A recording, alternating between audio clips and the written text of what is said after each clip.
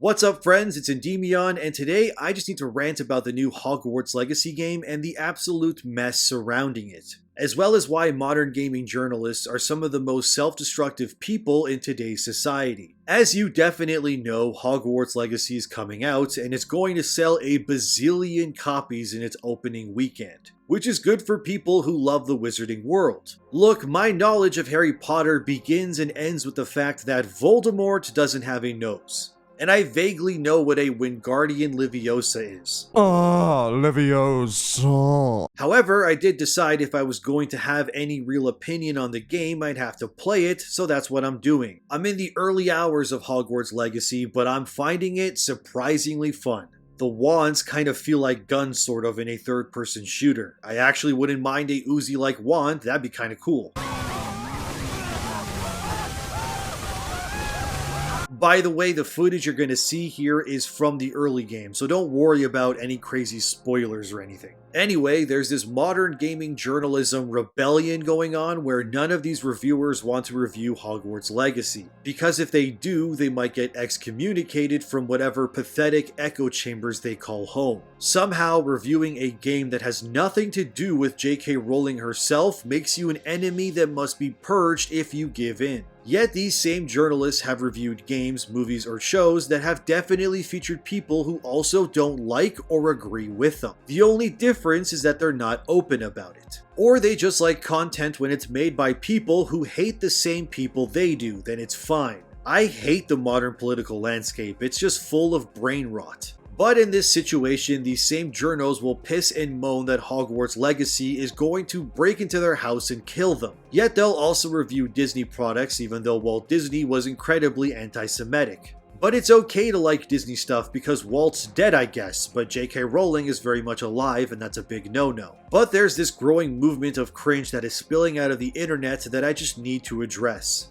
So let's first start with Yahoo News because this is ridiculous even by modern journal standards. Yahoo News posted an article about Hogwarts Legacy that starts off with a title that says, "Why I'm Reviewing Hogwarts Legacy." And the sub-headline says, "It's our world, not hers." These journals are acting like they're Sarah Connor in Terminator fighting off Skynet. Like they're some badass rebels who are standing up to tyranny. But it gets so much worse, so let's continue. This is a lot, but oh my god. And I quote, "5 days ago, a review code for Hogwarts Legacy landed in my inbox. I've been thinking about this moment for more than a year, ever since the backlash against the game started gaining traction online. The author of the Harry Potter novels is transphobic and she's targeted transgender women in particular. For this reason, some people in the LGBT+ community and allies beyond have decided to boycott Hogwarts Legacy and anyone who chooses to play or stream it themselves, sparking explosive arguments across social media, Twitch, and YouTube.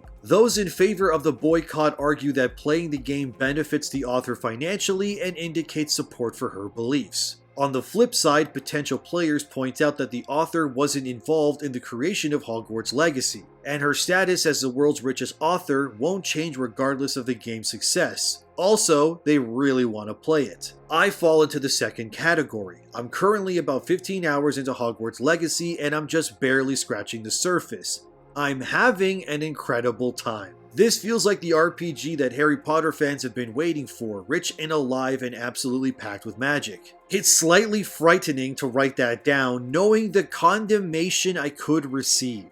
It's an extra light version of the dread I felt while publishing literally anything during Gamergate. But this time it's more personal. The hate would be coming from people I actually care about." End quote. Can I just say first off how ridiculous this all sounds, and also that this article starts with 4 paragraphs with nothing to do with Hogwarts story, gameplay, or anything remotely about the game.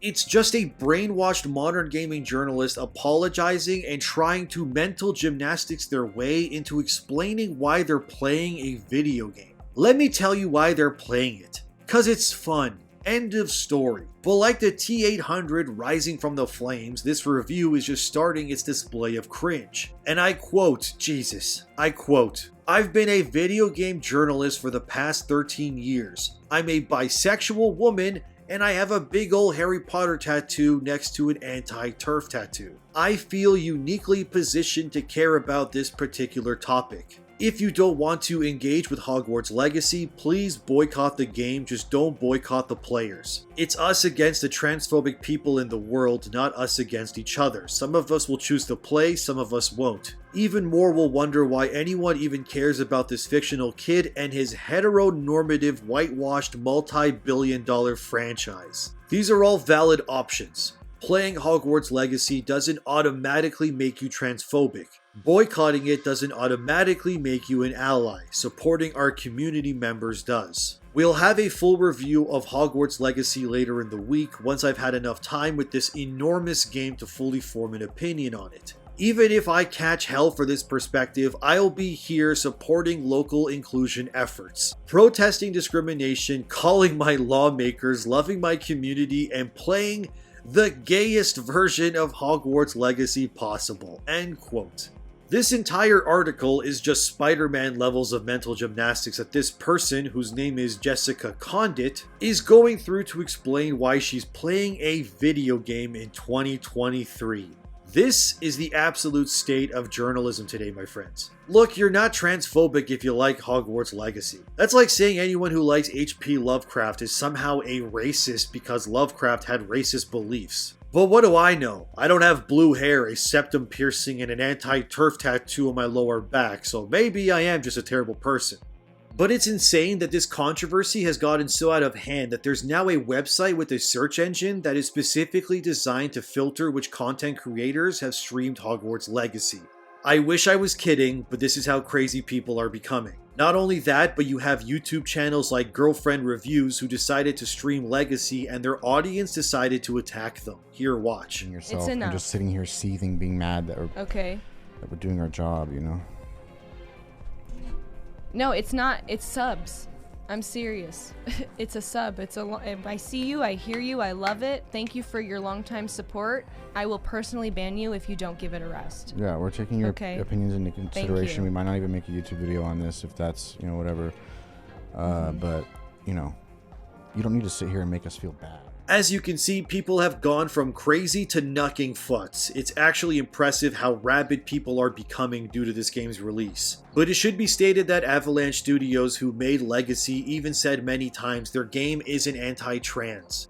They even have a prominent trans character in the game called Serona Ryan. This character will be the owner of one of the local inns you can visit early on in the game. The studio doesn't go out of their way to blast it in your face, however, with Serona just having a line that says, "Took them a second to realize I was actually a witch, not a wizard," which is honestly a nice touch. Having trans characters isn't bad, but you don't need to beat people over the head with it like in Far Cry 6, for example, where a massive part of the hub area is just a trans flag, and you even have a mission where you need to get hormone blockers for one of the characters. Like, we get it, they're trans, it's okay if they are, but you don't need to force things down our throat. But the gaming journals aren't buying it, with Stephanie Sterling claiming that they heard from a source that Avalanche and WB added Serona Ryan due to the backlash surrounding Rowling, and that Serona Ryan being in the game and being trans is simply a smokescreen to pivot the conversation away from Rowling. Liam Robertson of Did You Know Gaming also echoed this by saying, quote, "There was apparently some trans representation added after some of the initial controversy. I don't know how it appears in the final product, but one of the sources I talked to described it as performative BS," end quote. This is getting juicy. I haven't seen the journos this riled up since, well, probably the day before. Let's be real, they're always mad about something. A lot of what's wrong with Hogwarts Legacy isn't even apparently in the game, with most of these sites just egging Rowling instead of talking about the actual product. It's the Kotaku PlayStation 5 review all over again, which no, I will not read that review, but if you want some pure cringe in your life, go read that yourself. Yahoo Games yet again needed to blast Rowling further with another article titled,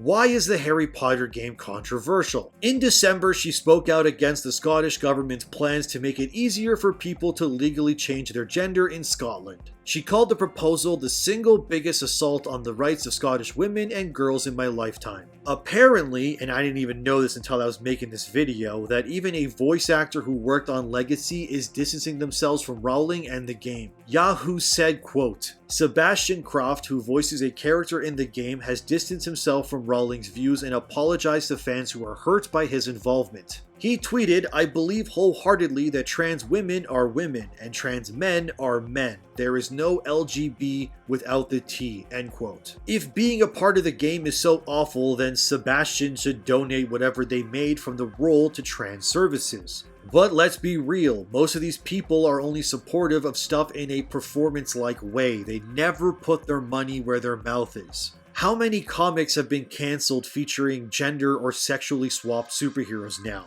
Why did those comics get cancelled? Or that movie Bros, which was a gay comedy. Why didn't every gay person in existence go see that? Because the people championing this stuff don't buy what they support, they just enjoy the idea of supporting things. It's the classic saying of being all up in arms about stuff without actually lifting a finger to do anything, or whatever Bring Me the Horizon said in that one song. Even Hollywood actors who owe everything they are to J.K. Rowling and her stories are distancing themselves because it's politically correct to do so. The ginger kid from Harry Potter who ages like milk has distanced himself, as has Emma Watson. They are biting the hand that fed them and kicking the ladder down now since they've reached the top. Yup, sounds like modern Hollywood shills in a nutshell to me. The funniest part about all of this performative virtue signaling by people who are quickly becoming replaced by content creators is that all of this pissing and moaning will do nothing. In fact, Hogwarts Legacy is currently sitting in the high 80s on Metacritic, which by today's standards is insane considering how many disappointments we have these days.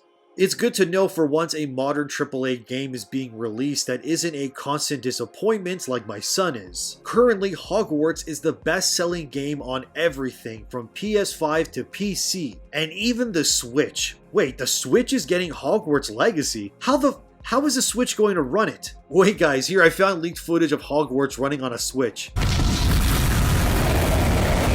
Look, the reality is that everyone and their grandmother is going to buy and play this game, which can only mean one thing, that each and every one of you is terrible and you should all be ashamed of yourselves. Please donate all your money to me guys because I am morally superior to you and I won't be playing this game. Just kidding, I pre-ordered it. Does that mean I'm an awful person? Probably, but I get called all sorts of things all the time, so it's just water under the gooch at this point. But if I strive to live by the same mentality of these progressives, then should I make sure anything and everything I use is morally correct? Were the people who packaged my food at the grocery store racist? Was the cook at the restaurant I ate at secretly a homophobe? Was the dog I waved at while walking to the gym thinking transphobic thoughts?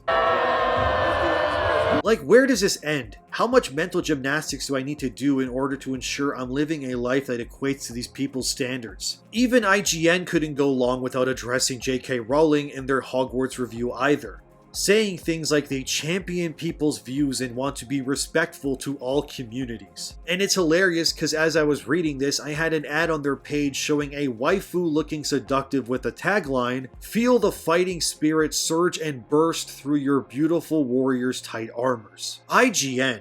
How dare you champion trans rights and being respectful while also taking money from weird ads that promote the sexual exploitation of women? I thought you guys were the good ones. I can't believe this. Anyway, as I watched various gameplay videos and trailers, one thing became very clear to me regarding Hogwarts Legacy. Especially for someone who does not like Harry Potter really, I gotta say that this game is just impressive. Animations, character models, the world itself, it just looks insanely good. But the virtue signaling doesn't stop there, since sites like Axios have recently announced they will not review the game nor make game guides for it because of J.K. Rowling, which I'm sure went over super well with any investors who have a stake in Axios as a website, knowing their editorial staff has refused to cover one of the biggest games of the year and will forfeit thousands in revenue to virtue signal. Axios has reached out to Warner Brothers management, and the head of their gaming division, David Haddad, had this to say, quote, "We're going to stay focused on the game that we built and the great job that the Avalanche studio has done," end quote. It's clear that the only people who are mad about Hogwarts Legacy are the liberal hive mind and their agents who cling to their echo chambers. It's driving them insane that no matter how many hit pieces they write, Legacy is going to make millions. Even PC Gamer is having their own battle of mental gymnastics with their review in progress that states, "It'd be a lot easier to dismiss Hogwarts Legacy if it weren't so good." They go on to say they're impressed with what they've played so far, but they're also haunted by J.K. Rowling. which they're only saying so the hive mind doesn't eat them whole for disagreeing with them. Seriously, you ever wonder how these sites and the journos who work there are all one step away from being fired or having their careers ruined? If they even begin to think differently from one another for a single second. They all have to agree with one another on everything. No wonder people are choosing YouTube and places like Twitch to find gaming content. What would you rather have? Real people with real personalities or 1,000 carbon copy journos who all sound the exact same? Dude, PC Gamer is trying so hard to hate this game that they keep praising it, which is causing their gaming journalist brains to explode. They go on to say in their review, quote, "It will also benefit the talented folks at Avalanche Software, who have built a rich, almost annoyingly detailed world that routinely exceeds its source material in terms of quality and inclusivity. It's so rare that we get a licensed blockbuster game like this. One that so far delivers on a very specific fantasy and then some, which makes it all the more unfortunate that something this exceptional is haunted by a bigoted creator who stands to profit from it. What could have been a moment of celebration for a series that's overdue for a great video game is instead destined to be one of the most divisive games in years. Every fan will be faced with the choice of which side to pick in the 2023 Harry Potter culture war, including those who just want to play the cool new wizard RPG," end quote.